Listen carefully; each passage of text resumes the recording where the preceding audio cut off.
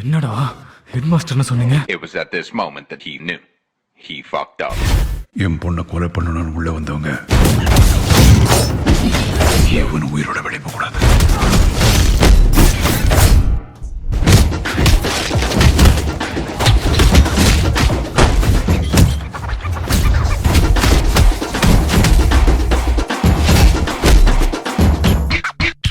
போனா போட்டுன்னு வந்துனே இருக்கலாம்.